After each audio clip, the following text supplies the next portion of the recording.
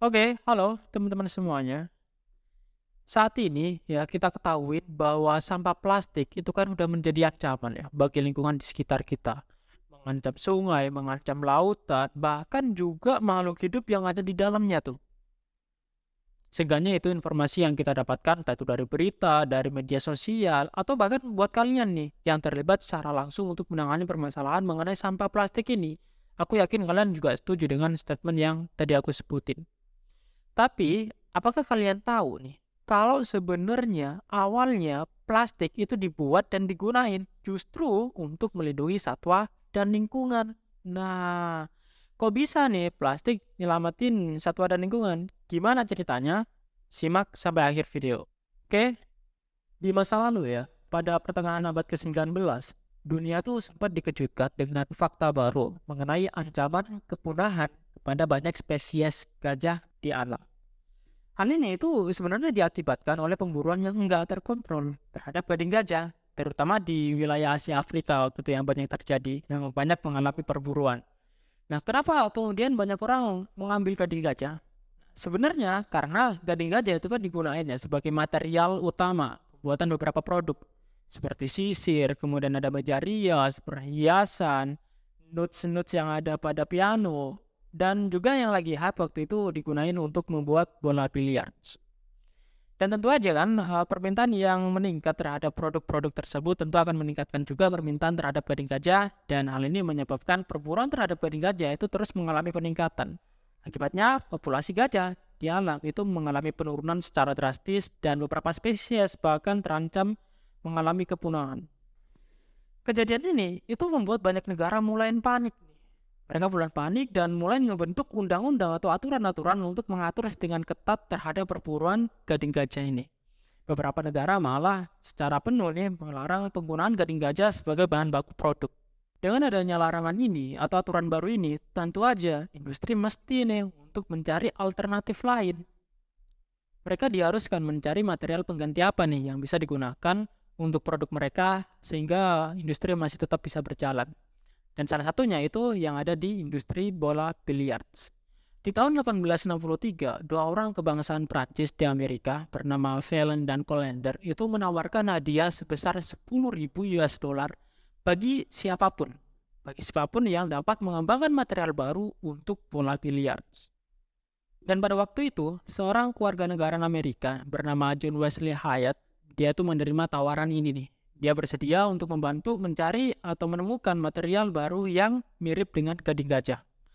Dan untuk ini, dia tuh bekerja di lab yang dia bikin sendiri. Selama bertahun-tahun, Hayat bekerja bersama saudaranya, melakukan trial dan error untuk bisa nemuin nih komposisi yang sesuai untuk material bola biliar seperti gading gajah. Sampai pada tahun 1869, dia menemukan seluloid, suatu polimer yang bisa dibentuk dengan mudah dan juga bisa diberi warna. Sehingga secara visual seluloid itu bisa nih untuk menyerupai material-material lainnya. Lalu Hayat mencoba untuk menggunakan seluloid ini untuk membuat bola biliar. Meskipun Hayat berhasil nih ya menemukan material baru untuk membuat bola biliar, tapi dia gak mengambil tuh hadiah yang sebelumnya udah ditawarkan. Hal ini karena dia merasa bahwa seluloid yang pertama ini masih belum bisa untuk menyamai gading gajah. Bola biliar yang dihasilkan itu memiliki pantulan yang berbeda. Ketahanannya juga lebih rapuh, kemudian ketika dua bola biliar itu saling bertabrakan, menghasilkan suara yang sangat keras. Ditambah, bahan seluloid itu mudah terbakar dia. Namun, material ini justru sangat bagus digunakan untuk produk lainnya, yaitu sisir.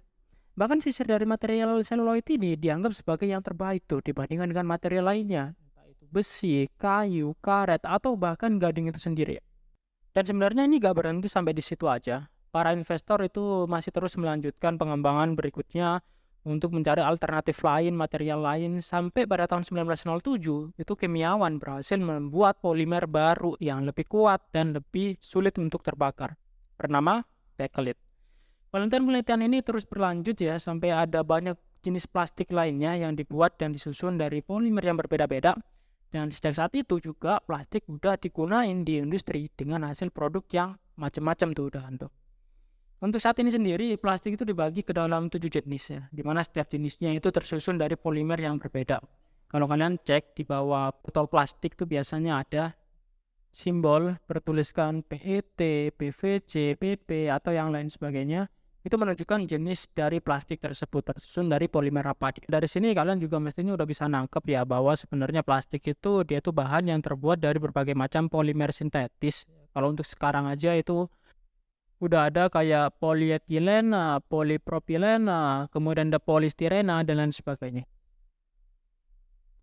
Nah, satu lagi yang menarik untuk kita bahas yaitu mengenai sejarah dari pembuatan kantung plastik. Nah, di mana kantung plastik itu awalnya sebenarnya ya dibuat untuk menyelamatkan lingkungan tuh. Jadi dulu tuh ya, orang-orang sebelum adanya kantong plastik itu kalau belanja, mereka tuh menggunakan kantong kertas. Kalau kalian ngelihat nih ya di film-film Hollywood atau film Amerika gitu ya, yang rilis di tahun 1950-an ke bawah, kalian bakalan bisa ngelihat tuh bahwa orang-orang kalau berbelanja itu menggunakan kantong kertas. Karena kantung kertas itu lebih mudah untuk rusak, sehingga mungkin hanya digunakan sebanyak 3 kali aja, dia udah kemudian harus dibuang, gak bisa digunakan lagi. Ini itu menyebabkan begitu banyak pohon-pohon yang ditebang untuk pembuatan kertas tuh. Nah, berangkat dari permasalahan ini, kemudian jadilah di tahun 1959, seorang keluarga negaraan Swedia bernama Sten Gustaf Thulin mengusulkan penggunaan kantong plastik yang lebih awet. Dan benar aja emang, kantong plastik dianggap lebih awet dibandingkan dengan kertas, sehingga sangat mungkin setelah digunakan untuk disimpan di dalam saku, lalu digunakan kembali saat kita berbelanja lagi tuh. Nah, ini nih sebenarnya rencana awalnya, di mana kantong plastik yang dibuat itu bukan untuk single use, tapi untuk digunakan lagi sampai dia rusak. Nah, kalau udah rusak baru bisa dibuang. Cuman emang ya, karena kantong plastik ini sangat mudah untuk didapatkan, harganya juga sangat murah, ditambah sifat malesnya manusia yang membuat kantong plastik ini jadi single use gitu. Oke, so jadi itu ya sejarah mengenai awal mula dibuatnya plastik, ditemuinnya plastik, dan penggunaan kantong plastik juga tadi kita bahas, di mana keduanya itu dibuat dan digunakan dengan maksud untuk melindungi satwa dan lingkungan pada waktu itu. Nah, lalu bagaimana nih dengan sekarang? Kita bakalan bahas di next video. Oke?